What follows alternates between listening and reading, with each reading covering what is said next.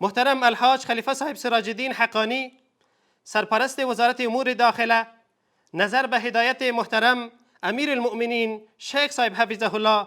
به ولایت های بغلان، سمنگان، بلخ، سرپل، جوزجان، فاریاب و کندوز تخار سفر کردند. محوریت اصلی سفر سرپرست وزارت محترم امور داخله به صفحات شمال کشور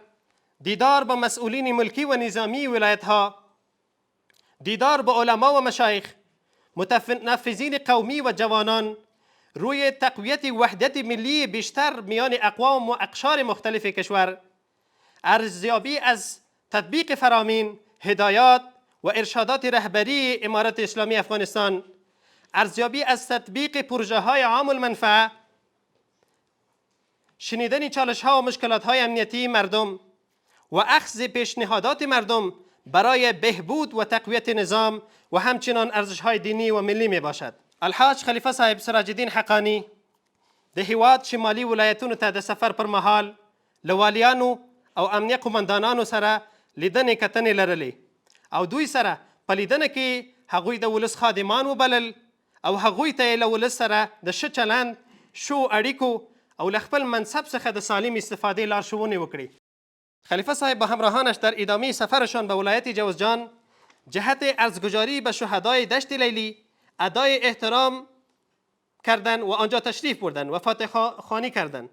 سرپرست وزارت محترم امور داخله به هدف قدردانی و یادبود از شهدای مظلوم دشت لیلی به مسئولین هدایت داد که یک باب مسجد و در کنار آن یک منار یادبود برای شهدای گمنان دشت لیلی اعمار گردد. به طور خلاصه می توان گفت که اجرا و تنفیذ تمام قوانین و فرامین امیر المؤمنین شیخ صاحب حفظه الله از جمله رعایت فرمان عفو عمومی،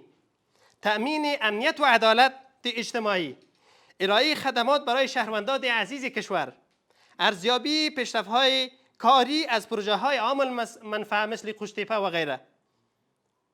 ایجاد روابط نیک با ملت و حسن تعامل مسئولین و منصوبین با مردم و ملت، مبارزه با هر گونه فساد، تقویت اتحاد ملی و یکپارچگی میان تمام اقوام با توجه به ارشادات و آموزه های اسلامی، توجه به پیشنهادات مردم و مشاوره مسئولین با علما و متنفذین جهت تقویت نظام اسلامی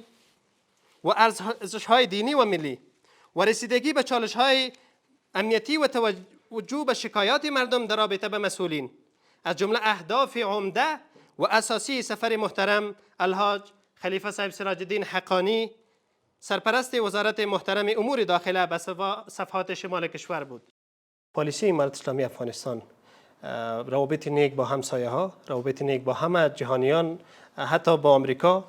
ما میخوایم روابط خوبی داشته باشیم، چون وضعیت افغانستان وضعیتی نیست که ما دیگر مشکلات را ایجاد کنیم. ما میخوایم که افغانستان رو به رفاه، رو به ترقی، رو به وسعت باشد در پروژه های زیربنایی، در پروژه اقتصادی.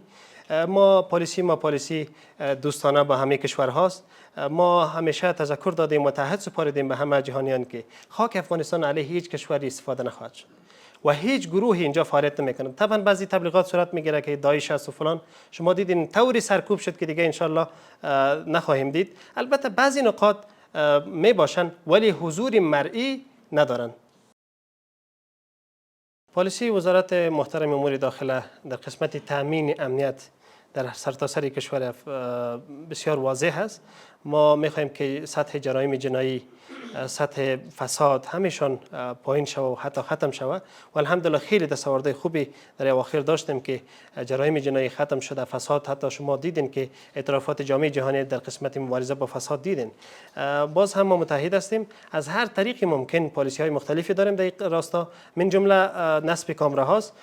از طریق سکتور خصوصی کامراها نصب شده و انشالله مورد بررسی همه کشور قرار میگیره. باز هم ما پالیسی های آینده داریم که از طرف حکومت بعضی کامراها ساخته شود در همه نقاط مهم کشور، خاصتا مرکز،